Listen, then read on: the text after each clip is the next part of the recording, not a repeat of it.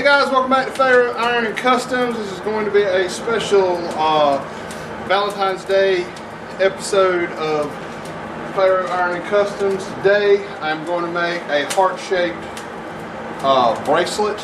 What we're doing is making what they call a horseshoe nail heart bracelet. And usually your horseshoe nails are not large enough to do this with. So I'm going to make something that resembles a horseshoe nail out of some 1/4-inch round rod. And this would be very well how you would make a nail if you were making a nail. You would just use something besides mild steel to do it, of course.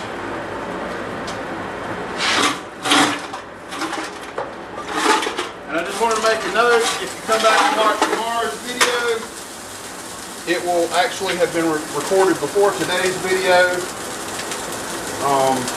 In order to get that blower repaired so that I can run the forge to make this video. But I did want this one to post today. Hey Maggie, you don't need to be out here, baby. Alright, so we're just going to start drawing this out. We want to get about a 5, maybe 6-inch nail. The bigger, the longer you make it.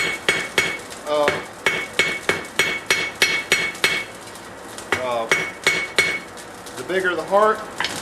And I'm coming back. Maggie just stole my welding helmet.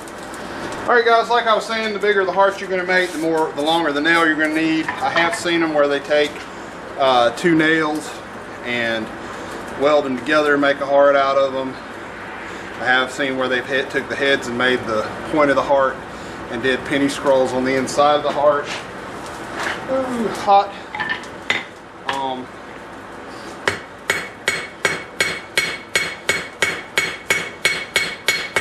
But we're just going to make a nail. I spoke to a blacksmith one time that said he had spoke to another smith that said he could make a nail in one heat. Heat don't stay in. The smaller the metal, the shorter amount of time the heat stays in it. So he would have to be good, and if you were making nails, you'd have to be good to make money at it.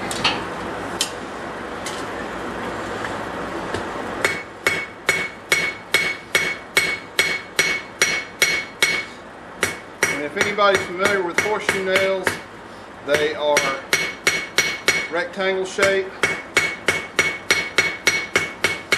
They are wider one way than they are the other. The heat is going black, so let's go back in the fire. This needs to be drawn out another couple of inches. Let me get this drawn out and I'll come back. Alright guys, I'm bringing this up to temp one more time on the 1/4-inch round rod so I can cut it off. I've kind of given it the shape of a head of a nail. If I had a nail header, that's how a blacksmith would make a nail head, is with a nail header. But I do not have one because I don't make nails. Alright, we're just going to take our hot cut tool and cut it off. I can lay that piece of round rod right there and let it cool. Get the hardy out of the anvil. Alright guys, I'm just bringing this up to temperature. We're going to find about a little less than halfway and create the top of the heart in it. And go right to the anvil and get ourselves a little straighter. No, we're good, we're good. We're going to go back in.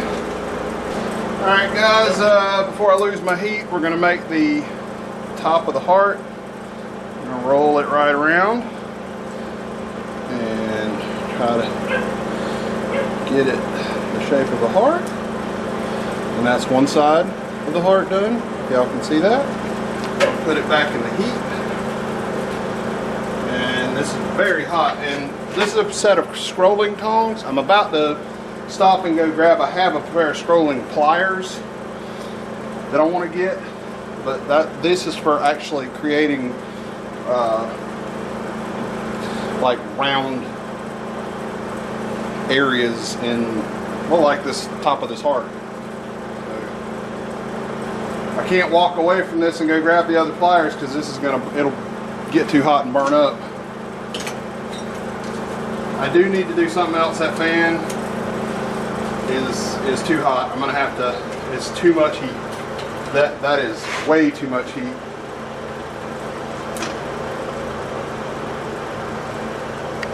Alright, let's see. And we're gonna take the other side and do the same thing. Oh, I probably should have grabbed it, not like that. I'm gonna have to take another heat.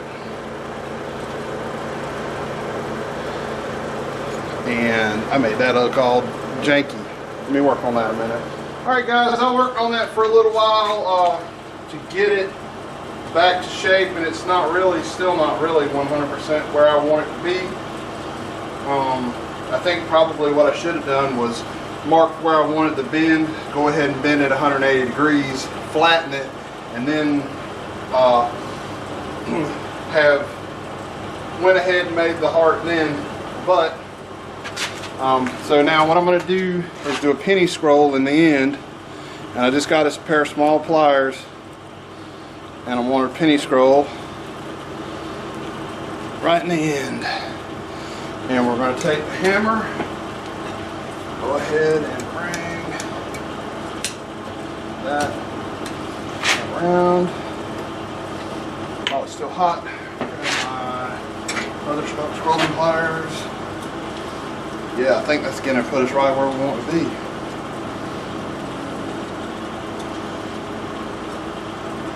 Pretty dang on close.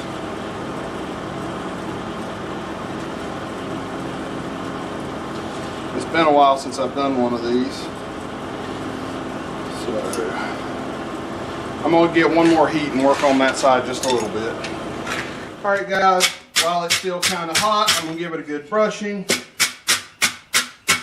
And all this is a barbecue brush, what they call a barbecue brush. A lot of blacksmiths use this. It's a very stiff bristled brush, or wire brush. A regular wire brush will work, but a lot of people use these, and they're actually nice. I usually brush like this. You need to brush scale away from you